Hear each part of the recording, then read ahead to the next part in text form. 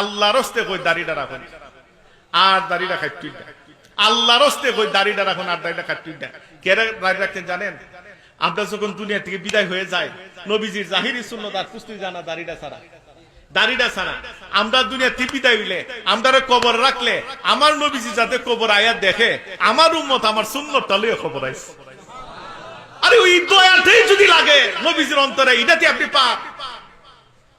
যদি আমার নবীজি আপনার কবরে গিয়া দেখে আমার উম্মত আমার সুন্নতটা লই আইছে না, আমার নবীজি বেজার হইব না খুশি হইব?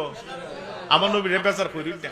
দেখেন কবরে যখন আমরা রাখি আইব, নবীজি আইলে নবীজির কাছে আপনি কটা নেকি করছেন, গুনাহ করছেন, এই হিসাব দিবেন, দেওয়া হবে না, হিসাব দেওয়া হবে না। কিন্তু আমার নবী দেখলেই বুঝতো আমার উম্মত আমার সুন্নতটা লইয়া খবর আইছে। সুবহানাল্লাহ। এই জন্য দাড়িটা দেখেন, দাড়ি রাখলে মানুষের চেহারা বিশ্রী দেখায় না, বরঞ্চ সুন্দর লাগে।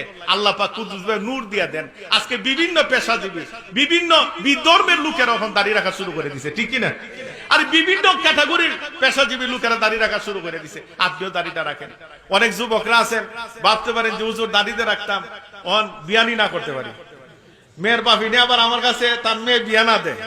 আমি আল্লাহর রাস্তে কমো, এই নবীর সুন্নতটা পছন্দ কইরা যে মেয়ে আপনার গোড়াইব এরই বিয়া করুন, এর মধ্যে আল্লাহর রহমত বরকত আছে, ঠিক কি না? এর মধ্যে আল্লাহওয়ালা সন্তান আসবে।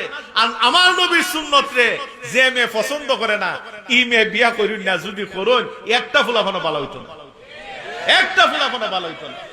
এই জন্য আমি আল্লাহর রাস্তে বলি, আজকে দিন নিয়ত করেন। আপনি আগামীকাল থেকে বাঁচবেন এর কোনো গ্যারান্টি নাই। যদি আজকে থেকে নিয়ত করতে পারেন যে না, আজকে থেকে এই দাড়ির ফজিলত সম্পর্কে আমি শুনলাম, জানলাম, আমি আজকে নিয়ত করছি আর দাড়ির মধ্যে কুল লাগাইতাম না, হয়তো আল্লাহ পাক রব্বুল আলামিন এই আপনার বিনয়ী অবস্থার উপর নির্ভর করে আপনার জীবনে গুনাহ খাতা মাফ করে দিতে পারেন। নবীর সুন্নাহ ভিত্তিক জীবন গড়বেন। আল্লাহ পাক রব্বুল আলামিন হয়েছো, আল্লাহ পাক রব্বুল আলামিন আমরা সকলকে কবুল করুক। সবাই